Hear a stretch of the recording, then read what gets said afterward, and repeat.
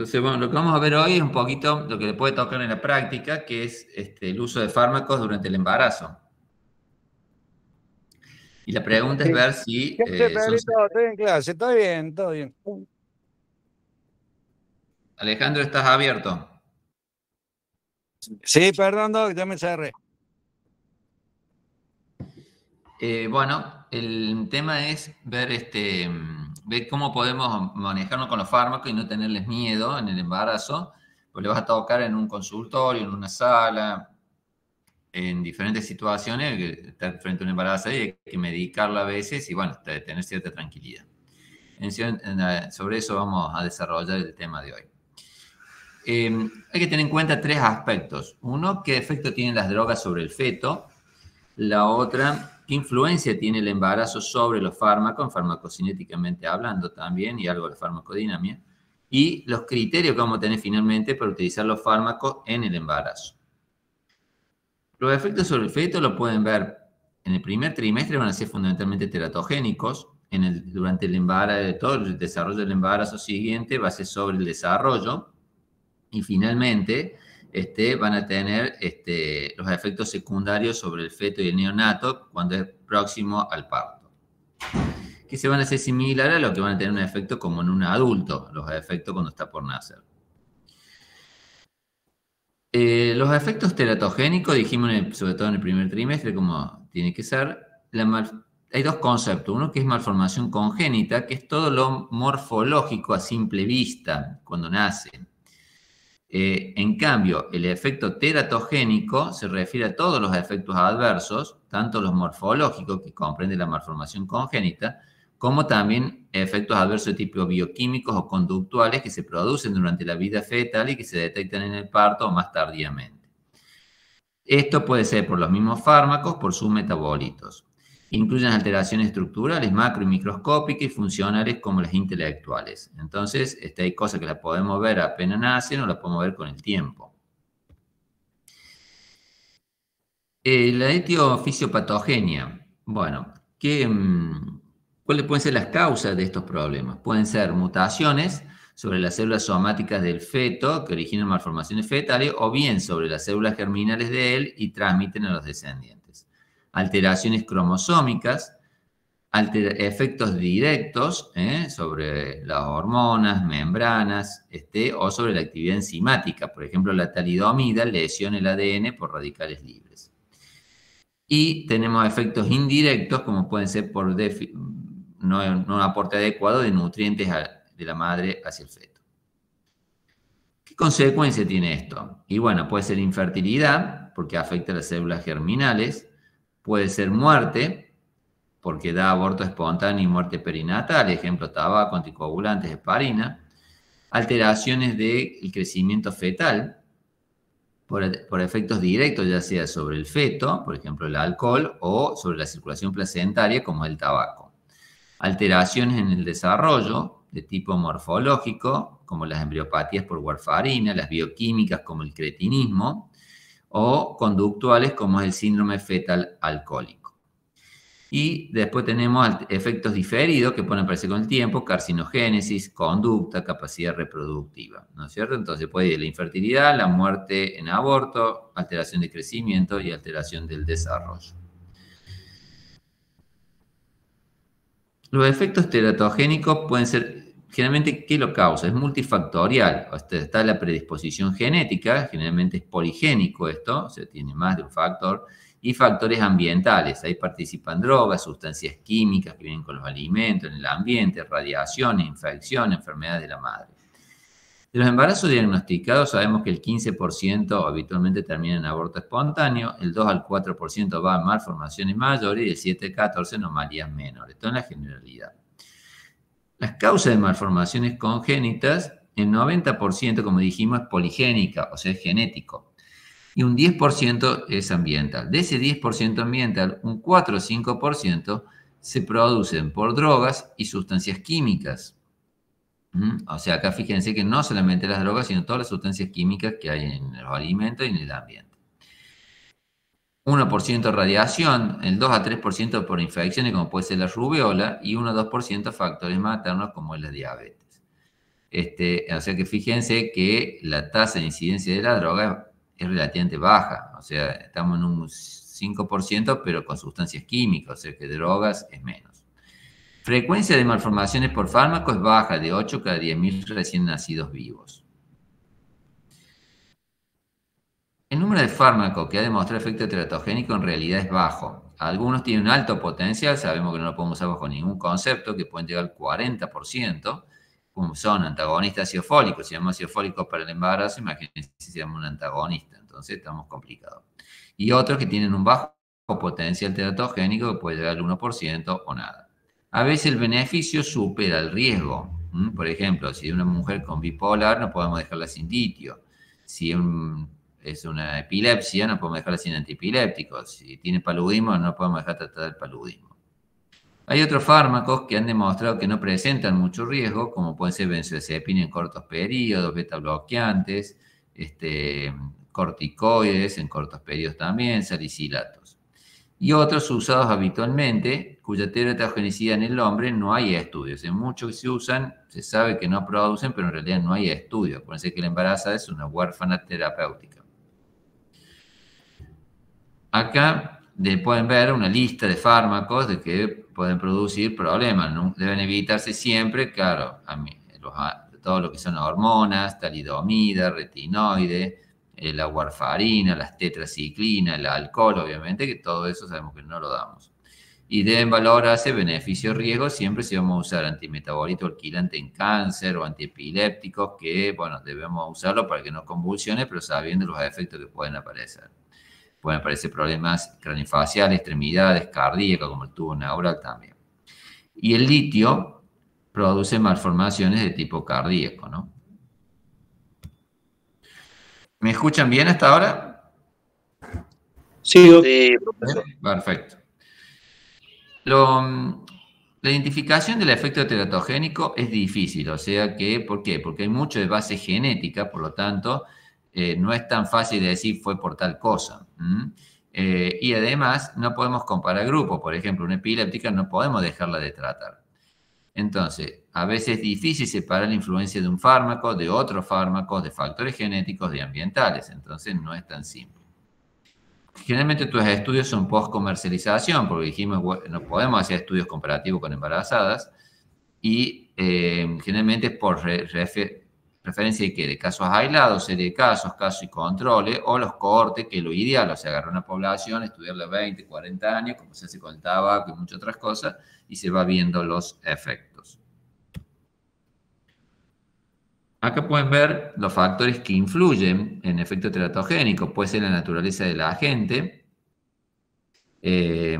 Muchas veces, la mayoría de las veces, no hay una relación entre la estructura y su teratogenicidad. La intensidad del estímulo, mientras mayor dosis, mayor tiempo lo administremos, mayor va a ser la exposición y mayor puede ser el estímulo y mayor el problema. Entonces, es la curva famosa que te vamos a ver de dosis, efectos teratogénicos. Los fármacos, la concentración del fármaco que llega al feto también es importante, depende de los factores maternos, placentarios y fetales.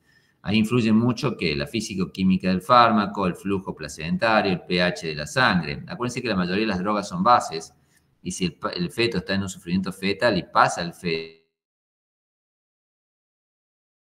queda atrapada porque se ioniza la droga y no puede volver. Y no atraviesan la placenta, por eso se pueden usar moléculas de más de 1000 Daltons. Fase del desarrollo, sepan ustedes que muchas veces una diferencia de 1 o 2 días va a cambiar el patrón teratogénico de una droga, porque rápidamente se produce la organogénesis. Entonces el valproato afecta al tubo neural, son las primeras semanas, el litio, el corazón, también las primeras semanas, la talidomida, extremidades y oídos, un poco más adelante. Entonces, depende del momento que lo administremos, el efecto que va a tener. Y finalizada la organogénesis, se puede producir un RCU, o sea, un retraso del crecimiento. Susceptibilidad genética, y bueno, eso de la susceptibilidad de cada uno, como decir, qué sé yo, la alergia a la penicilina, o sea, eso es la susceptibilidad genética.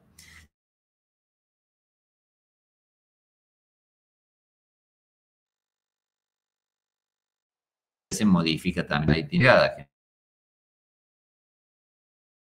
generalmente, mientras más añoso el embarazo, más posibilidad de que haya patología sobreagregada en la madre, como diabetes, hipertensión, toxemia, lupus.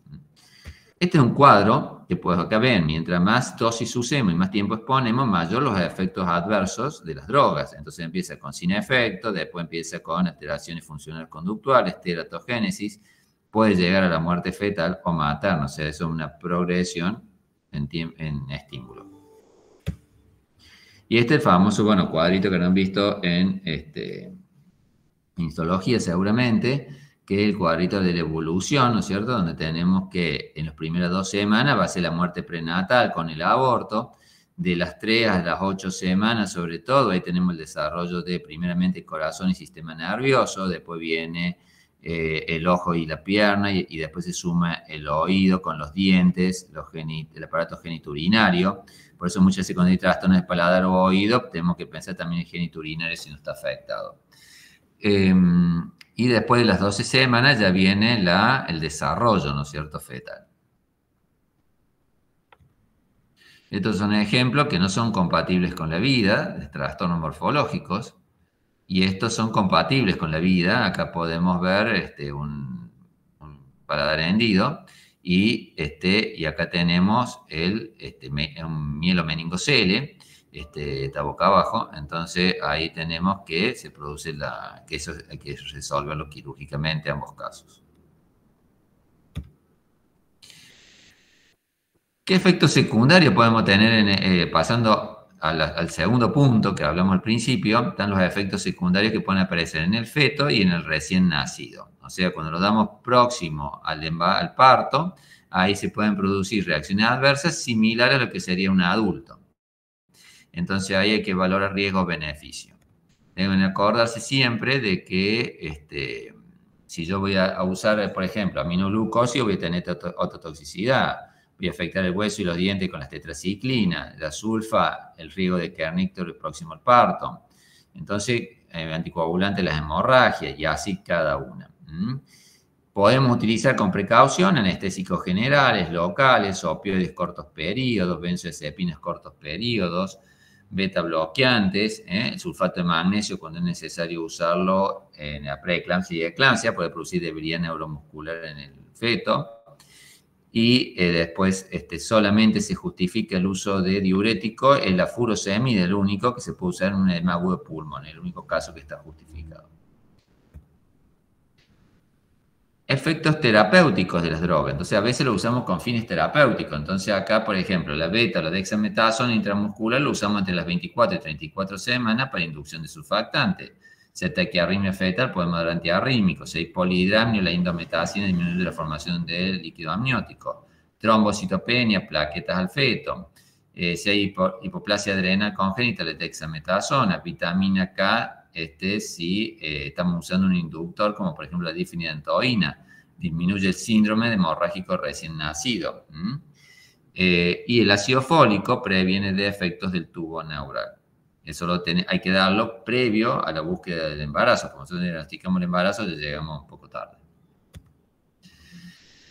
La influencia del embarazo sobre la acción de los fármacos. Bueno, acá lo que dijimos, pues la farmacocinética y la farmacodinámica se modifican. Entonces, la mujer embarazada, acuérdense que es una huérfana terapéutica, por lo tanto no tenemos estudios en la fase de desarrollo de drogas, ni de posterior. Entonces, hay 2 factores que debemos estudiar. Uno, tener en cuenta los cambios fisiológicos que se producen en el embarazo. ¿Por qué? Porque aumenta el volumen de distribución, el clearance hepatorrenal, a veces requieren más dosis de ataque de fármacos, y las mujeres añosas, o sea, más de 29 años, está demostrado desde el punto de vista estadístico que aumentan la tasa de patologías sobreagregadas.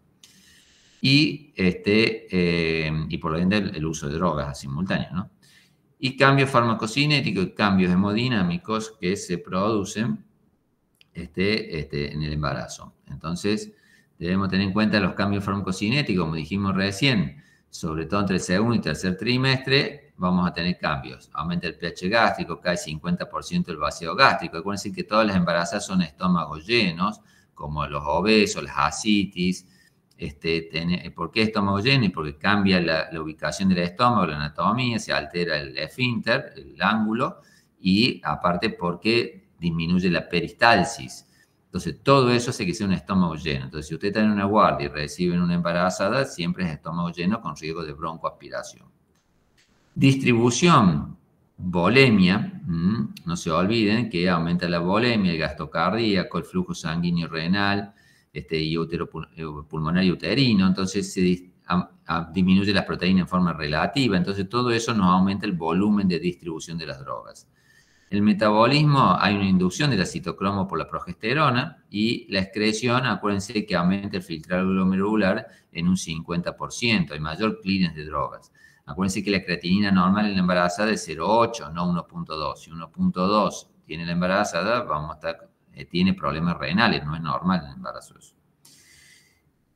Cambios farmacodinámicos. Disminuye la acción de la heparina y aumenta la sensibilidad de la insulina. Entonces debemos usar mayor dosis de heparina a veces o menor dosis de insulina. Y la hepatotoxicidad está aumentada con las tetraciclinas y con la eritromicina durante el embarazo. Tetraciclina no vamos a usar en el embarazo, pero eritro podríamos llegar a usar, por eso no es tan conveniente el eritro, porque está aumentada la hepatotoxicidad en el embarazo. Este es un ejemplo de drogas como el volumen de distribución, no nos vamos a detener en eso. ¿Y qué criterios de utilización tengo de los fármacos durante el embarazo? Y bueno, es muy importante evitar cualquier fármaco que no sea necesario, entonces siempre hay que ver el binomio beneficio-riesgo y madre-feto, Entonces, siempre que el beneficio supere el riesgo. La madre debe ser informada si se va a hacer alguna actuación para que sepa los pros y contras. Y si la patología debe ser tratada, la deben tratar con el fármaco que corresponde, la dosis que corresponde para, porque si no hacemos el tratamiento de una patología, también puede afectar a la madre y al feto. El riesgo de los efectos teratogénicos en animales y hombres se clasifica con la FDA en 5 clases. Va de la A a la X. La A es la mayoría de las vitaminas, es todo lo que podemos usar habitualmente sin riesgo. Las B, 18% de fármacos están en la B, el 49% de los fármacos están en la C, o sea que acá tenemos prácticamente el 70% de los fármacos que los podemos usar con criterio. La D es salvo situaciones mayores que haya que usarlo, y la X es cuando no se puede usar bajo ningún concepto. Entonces acá ven la valoración de riesgo, donde dijimos que la clase A es cuando hay estudios controlados, no hay ningún tipo de riesgo. La clase B, los estudios en animales indican que no hay riesgo, pero no hay estudio en mujeres, o bien los estudios en animales indican riesgo, pero los estudios controlados en mujeres indican que no hay riesgo. Entonces la podemos usar con bastante tranquilidad. Un ejemplo es la penicilina. Clase C, estudio en animal indican riesgo, no hay estudios en mujer o no hay estudio en nadie. Entonces se debe utilizar solo si el beneficio supera el riesgo. Clase D, hay riesgo para el feto demostrado, entonces debe ser el beneficio superior al riesgo, por ejemplo, un antipalúdico. Y clase X, cuando no se puso bajo ningún concepto. ¿Qué criterios de utilización de los fármacos tenemos durante el embarazo? Y bueno, siguiendo con eso, seguimos con la vigilancia. Entonces, se deben recoger siempre los datos necesarios de qué pasa si surge un problema. Y debemos tener en cuenta los antecedentes patológicos, personales patológicos, como familiares con malformaciones, profesión, ocupación, hábitos, drogas legales e ilegales, medicamentos que se reciben en el embarazo, sobre todo los automedicados. El 80% de la embarazada, los medicamentos son automedicados. La incidencia de embarazos anteriores, si tuvo abortos prematuros, muertes perinatales o malformaciones. Y si el fármaco es teratogénico, debe vigilarse el desarrollo del feto por eco y examinar exhaustivamente al neonato. O sea, si tenemos que usarlo sí o sí, por ejemplo, un antipalúdico, lo podemos ir chequeando. Pautas generales. Y bueno, siempre considerar que toda mujer en edad fértil puede estar embarazada, prescribir solo medicamentos necesarios, evitar la autoprescripción, los hábitos tóxicos, ningún fármaco es inocuo. Es decir, si no necesitamos usarlo, no lo usemos. Si lo necesitamos lo usamos. Binomio beneficio-riesgo. Elegir los fármacos mejor conocidos. Evitar fármacos recién comercializados. O sea, los más viejitos son los más seguros, no los más nuevos, porque son los que más estudio, más experiencia hay. Utilizar menores dosis eficaces, siempre, pero siempre eficaz. Tener en cuenta todos los cambios en el embarazo y las características farmacocinéticas y farmacodinámicas del feto. Finalmente acá vamos a ver un cuadro donde vemos, por ejemplo, anticoagulante o antiagregante, podemos usar la aspirineta, la heparina, pero evitar los anticoagulantes orales. Arritmias, se puede usar la digoxina, algunos antiarrítmicos como beta bloqueante, pero con precaución. Hipertensión, se puede, obviamente que usamos la alfa-metildoprid, la lacina, la betalol, pero podemos usar con cierta seguridad. Digestivo. Y bueno, colitis ulcerosa con mesalazina, corticoides en bajas dosis, diarrea, con la dispepsia, antiácidos, estreñimiento laxante, todo esto que sea de uso gastrointestinal y que no se absorbe, no hay ningún tipo de problema. Simeticona, entonces todas estas drogas pasa ese tema. Antiácido y supraalfato. Respiratorio, asmático y todo lo que sea inhalatorio se puede usar, o los beta-2 y los corticoides en bajas dosis sobre todo, y podemos usar descongestivos locales. En la tos, cortos periodos de feniramina, codeína, dextrometorfano podemos usar. Si tenemos ansiedad, benzodiazepina en cortos periodos, no prolongados, podemos usar. Cefalea, paracetamol, podemos usar con cierta cosa. Lo que hay que evitar es la ergotamina, ¿no es cierto? El migral que tiene la ergotamina y puede inducir, es un derivado del cornazuelo de centeno, entonces porta igual que la ergonovina y estimula la contracción uterina. La depresión, los antidepresivos tricíclicos podemos usarlo, o litio si es una bipolar y no nos queda otra. Paracetamol en el dolor y opioides en cortos periodos. Epilepsia podemos usar, bueno, sí, lo que corresponda a usar. Dentro de los antiepilépticos, lo más seguro, la carbamazepina o la lamotrigina. Fiebre, paracetamol. Insomnio, podemos usar difenidramina en cortos periodos, benzo. Si tenemos neuralgia del trigémino, carbamazepina. En el acné podemos usar todo lo de acción local, las anemias, tratarlos con los suplementos vitamínicos, hierro, ningún problema. Y la diabetes, insulina fundamentalmente. Si tenemos con hipotiroidismo, levotiroxina. Y el lupus, se usa el corticoide. Bueno, ahí la bibliografía, un poquito lo que sacamos. Y, bueno, espero haber sido más o menos claro. No sé si tienen algunas preguntas para hacer.